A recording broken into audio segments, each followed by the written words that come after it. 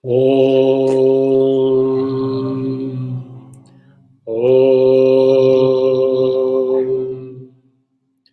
Om.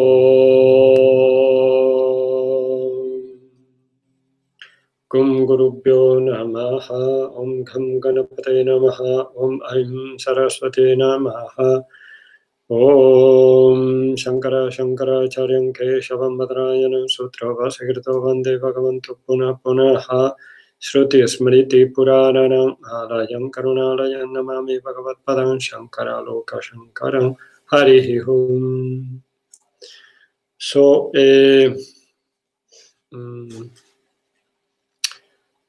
today we will talking about the two ways. I said the last class how to live the spiritual life. Okay, and basically these two ways we can understand through the concept of the nature of the spiritual life. We call the yoga the art of living with harmony and ability.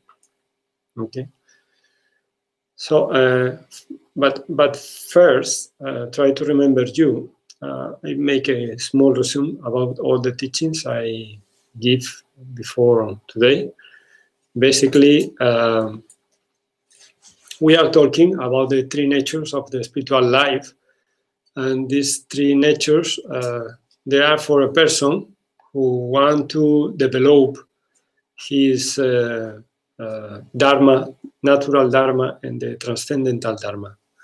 When we combine the following of these two dharmas, then we develop a real spiritual life. You remember when we was talking about the natural dharma, is the follow the rules for develop good economy, for enjoy the life, and for to get good relationship with everyone in the society, in the family, etc. So basically, this we call to follow the Dharma in a natural way. Okay. But we have another point, which is to look or to search for the knowledge of ourselves, who we are. And it means to get the knowledge of the Atman. And then this is the transcendental law, the transcendental Dharma. Okay. Basically, we said that the idea is that we know are this body, we know are this mind. When we think we are this body, start the idea of the ego. And the ego we call in Sanskrit, to try to remember, ahamkara. Ahamkara means the association of the I with the form. Okay. We perceive this universe with our senses, but it no means that the reality we perceive through our senses is the total reality. It's only one kind of reality, because when we look the universe through the microscope, then this reality changes, no? And then what is the reality? The reality we say we look through the microscope, or the reality we look with our senses? There are different realities, no? And one fly don't see with the same eyes that we see the universe. Then the perception of the universe changes according to the sense we use. But because from the childhood we perceive the universe through these senses, and our fathers, our parents, our friends, they tell us, yes, these things you perceive is the same that I perceive. And then they confirm that the perception is right, but it's not right in one sense. It's not 100% right. No, it's absolute right. It's only a perception we receive through the senses. No? So from the beginning, I start the idea of the ahamkara, no? Or the perception of ourselves, no? How we perceive ourselves through the body, etc. No? And then I start the idea of my. This is my body. This is my mind. I want this. And when I get this, this is mine. this is my family, this is my father, this is my friend, this is my boyfriend, this is my wife, this is my husband, they are my children, this is my house, me. My ego becomes more big, more separate. Every time I include things in my life, my ego, my ahamkara, is more big, and the separation is more big. The differentiation between myself and the universe is more big, no? For in philosophy, for the affirmation of the I-ness, I have to deny the another. No? I deny others, deny negar.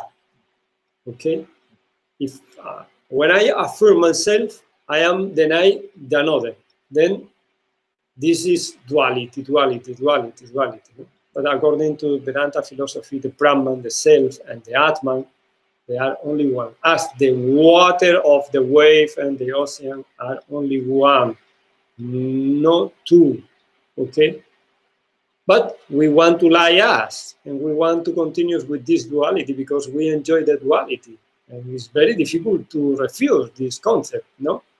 And we are, sometimes we are like this big bear, I don't know, ostrich. That is true, no? Ostrich. We want to put the head inside of the earth, and we don't want to think in nothing because we are very good. The lion coming, but no. There is a sample in the Vedic tradition, one man who fall down in a hole, and he took with one hand one branch of a tree was there, no? And down there is full of cobra, the serpent, no? And the branch of the tree is eaten by two rats, by two moles, one white, one black. They eating. And in front of him is ¿cómo se dice? Un panel de abejas. There are a lot of bees, and they made honey. And he see everything, and instead of thinking how to solve this big problem, because he is going to die, he take the honey, eat the honey. That's all. He don't think nothing more. This is many times the life of the people, no? Suffering is there, but we don't want to recognize the suffering we have. We don't want to recognize the ignorance that we have. And then we try to enjoy the life, no? As we try to take the honey, no? And it no means to enjoy the life is bad, it's good. To enjoy is good. But the problem is that if we don't think, if we don't use our energy and our thoughts and for thinking and develop high consciousness, no? Because our purpose of our life is to develop the high consciousness, to realize our high consciousness, okay? So in order to realize this high consciousness, we start the spiritual life, okay? And we can go through this way, through two paths.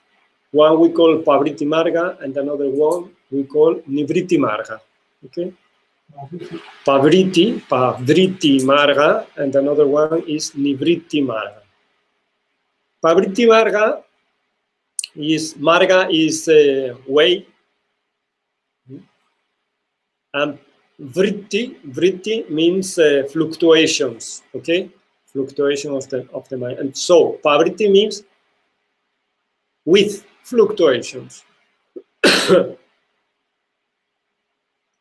It means we are engaged in the society, we are engaged in the culture. We try to be religious as much as possible, and we get family, we get every kind of relations, We start this Pavriti Marga from the childhood up to 25 years. We became students of the everything that we need to study to get, in order to get knowledge and to develop after to develop a good life in the society, and try to be generous with the society, no? To share this knowledge with the society. When we are 25, we arrive to the point to marry. So we became Rehasta. It means I'm married, I start to live with a woman or with a man together, or maybe today, man with man, or woman with woman. And we start this kind of relationship, and we develop a family. Maybe the normal is that if we married, we have children, but sometimes there is no children, but we live like a husband and wife, and we are in the society, okay? After, when we arrive to the 50, 55, then we enter in the retire period. So slowly we retire from the activities of the society. In the ancient times, normally the Hindu people, the Vedic people, they leave the family. No? It's said in the scriptures, they said that when the I don't know, the head of the family, cabeza de familia, when the head of the family see the children of his children, he can enter in this period. Normally, it was the time he gets 50, something like that. Okay. So he and his wife, normally they went to live in the ashram, and they start to live more like friends than to live like a husband and wife. Right? And they try to start consecrate his life to study again, but not with the purpose for after serve to the society. No? Now the point of view is changed. They start to go in deep in the practice of yoga and study the scriptures, because they have to prepare themselves to enter in the next step, which is sannyasa, which is the period of the renounce. It normally comes when they had 75 years old. So in this moment they separate and they became sannyasis. Maybe they can live in the same place, but they are completely separate. And this period is the period they dedicate complete 100% to the meditation.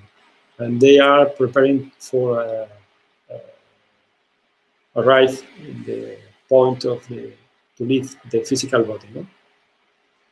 During the time of the Vanaprastha also, they study and they can teach about the spiritual life, mainly. No?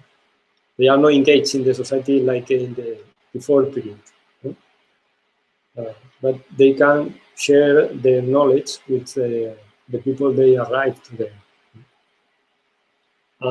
In 75, maybe they can teach something, but basically they are fully dedicated to his own practice, mainly meditation, and to prepare themselves to accept this moment of the life, the physical body. Okay, so this is Pavriti Marga.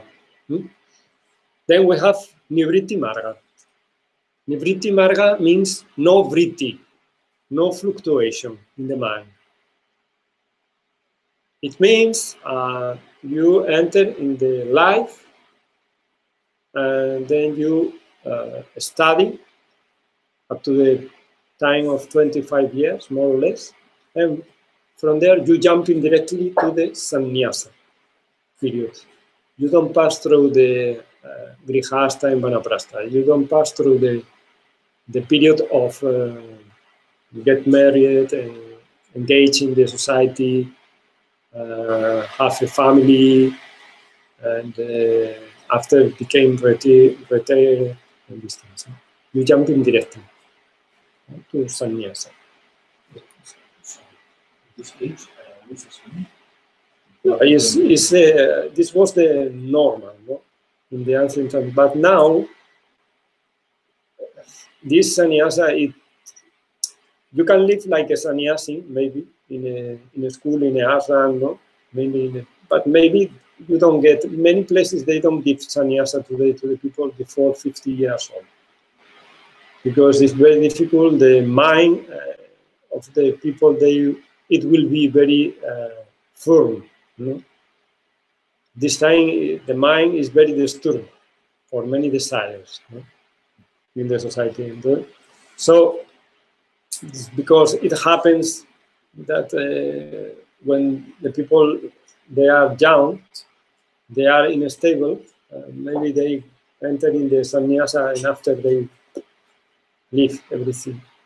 Because the characteristic of this society is like that, is to create a lot of doubts, a lot of desires.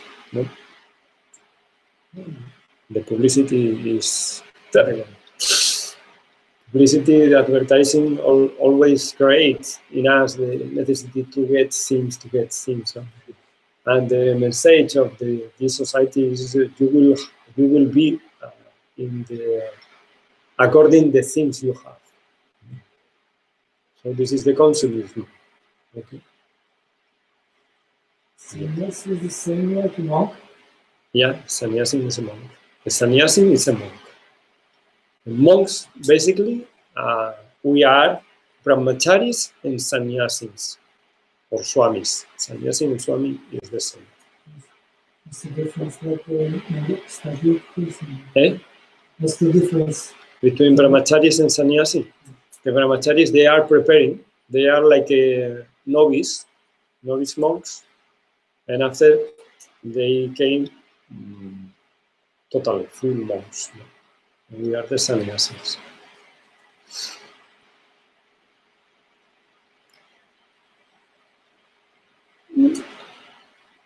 When you became a brahmachari, you basically you are total 100% that you want to be a sannyasi. You want to be a renouncer. Maybe sometimes happen that after they leave, no? But it's very stable. Before to be this brahmachari, we call naistika brahmachari. There is a period of another kind of brahmachari we call upakurvana brahmachari. It means one person, he wants to enter in the brahmacharya order and after go to sannyasa, but he is for a period. No? He is for a period of time. Normal, it depends of any school. Here, for example, to get to Upakurvana Brahmachari is for periods of 9 months. And after the 9th month, the guru, and the rector and the committee, they evaluate if this person is okay to continue, or maybe is ready to get Naistika Brahmachari. And if he wants, and he asks, and all they are agreed, then they accept like a Naistika Brahmachari.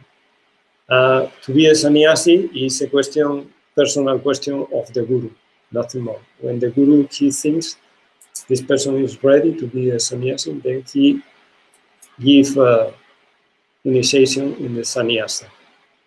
Yeah.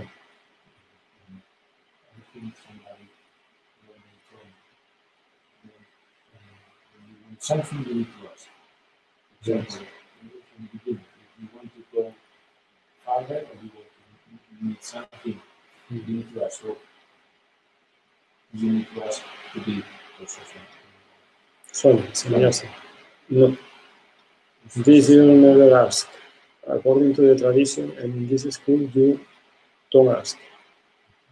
If the guru considers that you are ready for that, he gives you. Maybe you can get, in this school, it's very difficult to get sannyasa. Many of, no, I mean, we know also much. I said many. some of the brahmacharis, they are like sannyasis of another schools, because the requisites the guru in this school asks, they are very hard. And then he requests years and many things, full dedication. And there are brahmacharis here, they are for 25, 30 years, disciple of Gurudev. And they are, their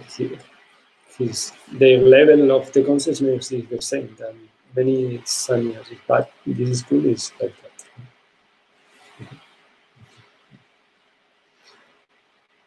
So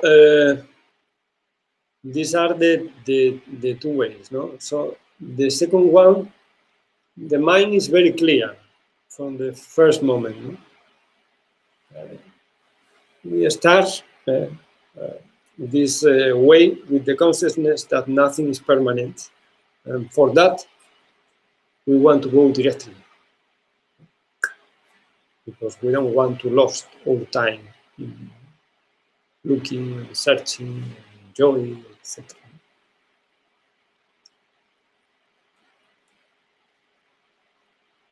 I try to remember you that Patanjali in the Yoga Sutra said that it said Yogas Chitta Vritti Nirodha. Yogas Chitta Vritti Nirodha means yoga is to cut, Nirodha, the fluctuations, vrittis of the mind. Okay? So, after he said, Vrittaya Panchataya Klishta Aklishtaha, it means the vrittis are of 5 types, and they can give you affliction, pain, suffering, or no. Klishta or Klishta. Okay? So, the purpose of the yoga, the purpose, and when I said the yoga, I am talking about the spiritual life, is to cut the vrittis, the fluctuations of the mind. Basically, this is the attachment we have in the life. To be disattached in the life is the purpose of the yoga. To develop this consciousness of disattachment is very important.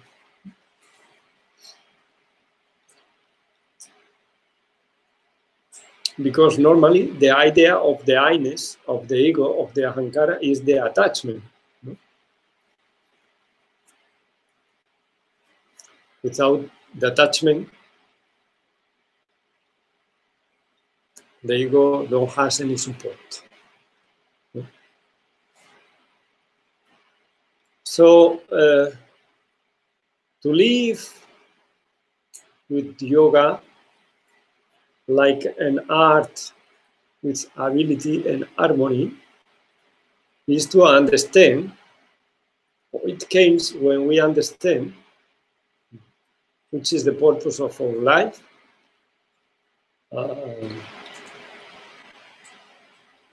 that we have to follow for that dharma, and when we don't follow dharma,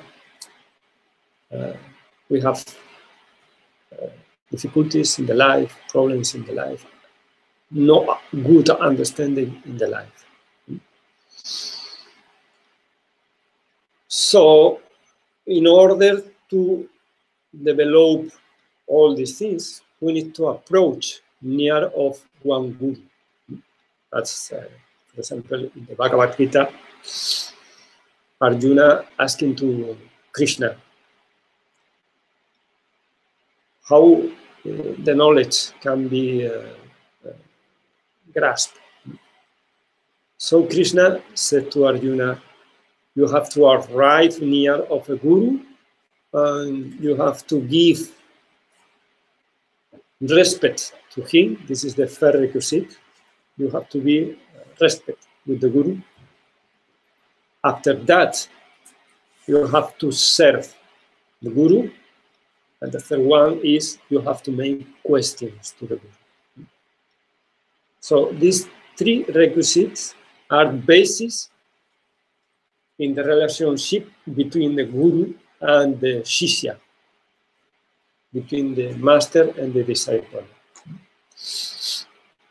Near of the Guru, serve the Guru, question.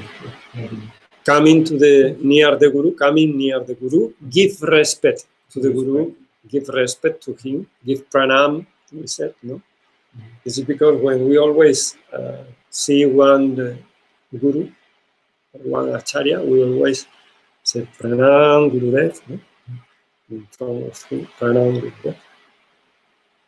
Pranam means I offer my prana, my vital energy. It means I want really to learn with you.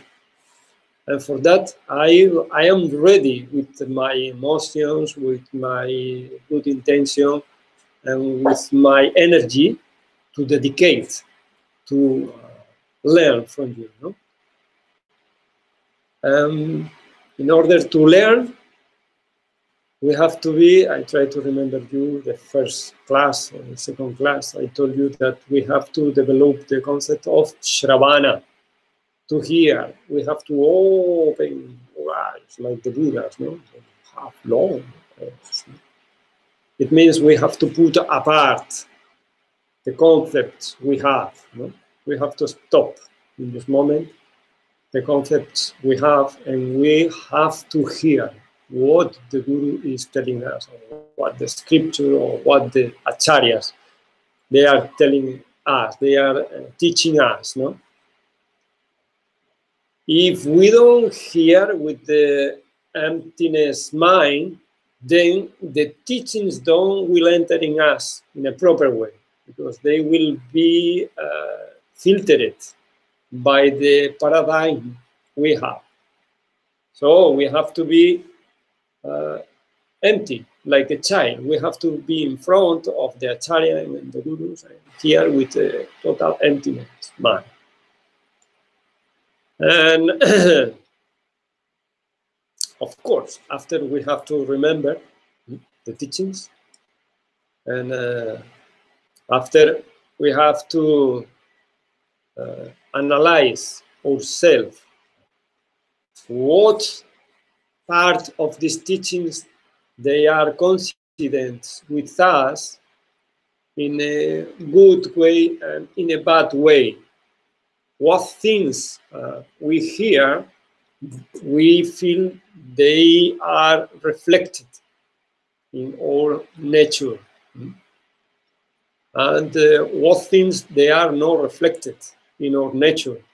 And if they are not reflected in our nature, if we follow these teachings, what will happen? We show thing, no?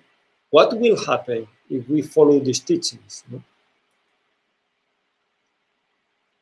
And many times the students, they are no patients. No? In India, sometimes the people, they come into the ashram, oh, I want to learn with you there. And he said, okay, wait, be patient, wait. But after 1 week, the persons go. And go another ashram, and go another ashram, and go another ashram, and go another ashram. And sometimes they are like a beast flying, going one floor, one flower, take the nectar and go another, take the nectar, go another, take the nectar. But never they develop strong character in the spiritual life, because they mix many things. No? They don't follow one path. No? If you want to develop a strong character in the spiritual life, if you want to develop hard spiritual life, you have to be patient and follow one way. And after, you will see. No? So, in the ancient tradition, to learn with a guru, at least you have to stay there for 12 years. You have to live 12 years in a company. And in this way, the guru, he can know about you, and he can teach you in a right way. And you can know yourself. Because 12 years are sufficient time for know yourself, more or less, no? What things are wrong in your personality, you know perfectly. Many times there are many wrong things, but you don't want to see, like the ostrich. No? But after 12 years, with the help of the guru, you will see all these things. And with the practice, with the sadhana, etc., all these things coming.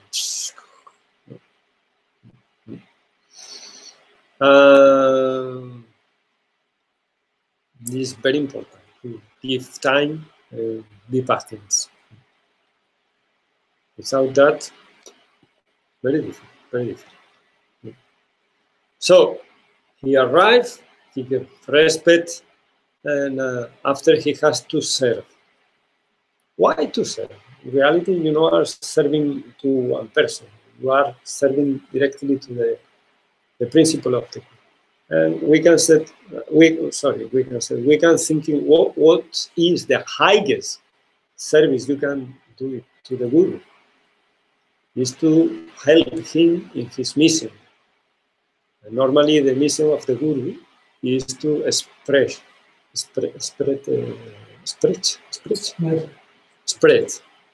okay, the teachings of the Veda.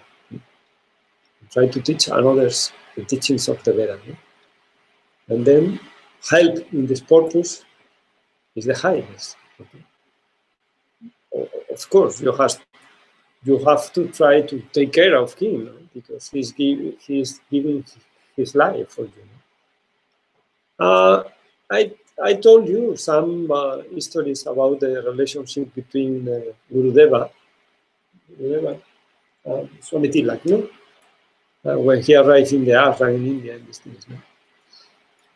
One day they was together, we were separated some meters, and suddenly Puja Gurudeva Swami Tilak, he threw it one apple to Gurudeva Swami Shankar Tilak. Then he catch the apple. And immediately Swami Tilak asked him to him, Swamiji, you know how many times it takes this apple to be an apple? Then he answered, I don't know, Swamiji, maybe 3-4 months, 5? No, you're thinking, how many times this tree needs to grow? No? Lot of years.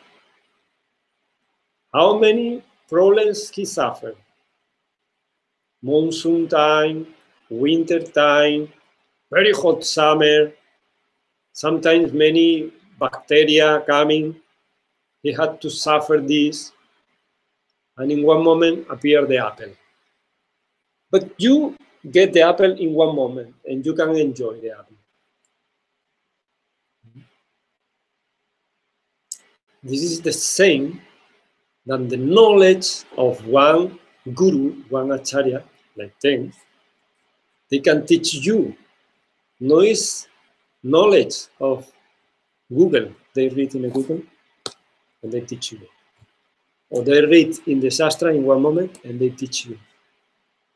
The teachings of the gurus, they coming from their own experience, from many, many, many years of sacrifice, no? Because they giving complete their life to the feet of another guru.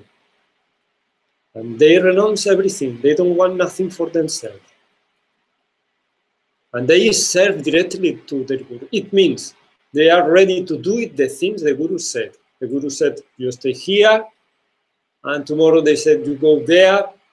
The guru said, now you're sleeping here. Tomorrow he said, no, you're sleeping there. One day he said, you are sleeping in a good hotel. The next day you are sleeping behind one tree. Or one day they said, now you eating this, or another, you don't eat for I don't know how many days, no? Because it's part of your sadhana, of your practice. When you are a disciple, you are ready to do these things. No? Maybe you think, oh, sometimes I'm ready. In my life, I can do it, these things. No? But it depends of your like and dislike. This is we call raga and dvesha, attraction and repulsion. Sometimes your mind fluctuates in one way, sometimes the mind fluctuates in another way. But when you are at the feet of the Guru, maybe your mind don't want to go to this place, or maybe your mind don't want to fast, or maybe your mind don't want to meditate. But because you are total surrounded, and the Guru said to do it, then you accept this discipline, and this gives you very powerful character. It gives you a lot of will and willpower. No? And when you go to the meditation, you can feel that. You go more in deep, and you can understand more in deep the meaning of the scriptures, and you can understand more in deep your real nature. So this is the service to the Guru. No? This is to serve to the Guru already. And of course, you have to develop also the initiative to serve to the Guru. Not only wait, Gurudev now tell me something, okay, I do it. Tomorrow he tell me something, I do it. But if he don't tell me, I don't do it, nothing. You have to think it, no? What to do, no? Oh, Gurudev, I thinking this. What do you think? Is good? Can I do this for you or for the mission, these things? No? In this way, your conscience every day, every time is start to be more high, more near the consciousness of the Guru. So the principle of the Guru start to came inside of you. No? Start to be inside of you. Because you remember so well, always the Guru is a principle appear in one human being, but in the way you serve and you learn with this human being, with this Guru, this principle coming inside of you also. And slowly you became part of this principle. No? And you can help to another also. This is because to learn with the Guru is have the opportunity to get his Shakti path, his power, spiritual power. You can get this reading books or reading Google or thinking by yourself only. And this is because all the great masters in the Vedic tradition, they was ready to be at the feet of the Guru. For example, Swami Tilakji Paramahansa, he was very great philosopher and very great renouncer. But still, he feel the necessity to arrive to the feet of the Guru because he want to surrender totally his ego. And then he arrived near of Baba Vajrayana Das, 140 years old when he leaves his body. And when you was in front of Swami Tilakji, he was gigant. He was Giant. gigante, very big. He was very big. You can imagine which kind of knowledge, which kind of humanity, how many qualities he had. No? But when he was in front of his Guru, he was like a child, totally like a child. So when you are in front of the Guru, you have to be like that. No? You have to be like a child. Because when you are like a child, you can learn. But if you feel you are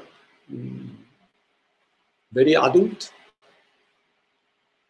you are very learner, you know very well what you have to do it, because you are expert, because you have many ideas in your mind.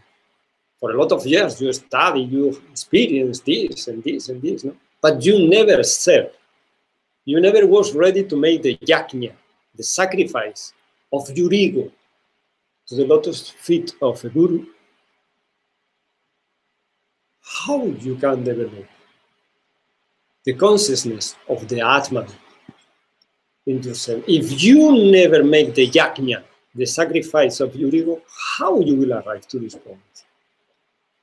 Only when you are ready to serve with total full dedication, how is possible? Only will be mental, nothing more, not real. Only to eradicate the ahamkara, the ego, from his roots, it will give you the real knowledge of the Brahman. And this coming with the service to the ego. And this is the deepest way in the spiritual life. And this is the nature.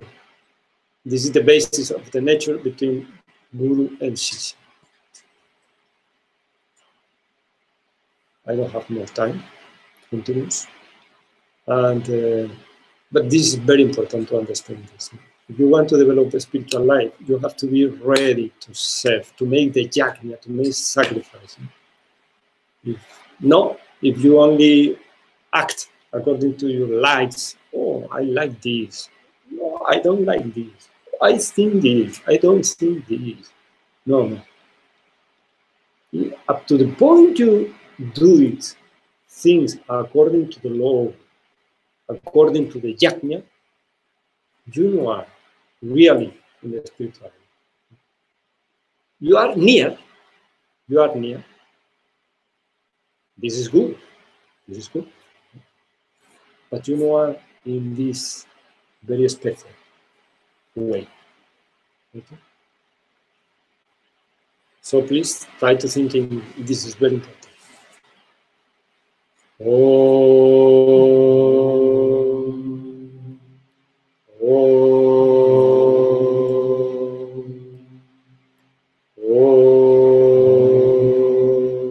Sahana bhavatu sahano bhunaktu sahaviryam karavavahai tejasvina vaditamastu vidvishavahai.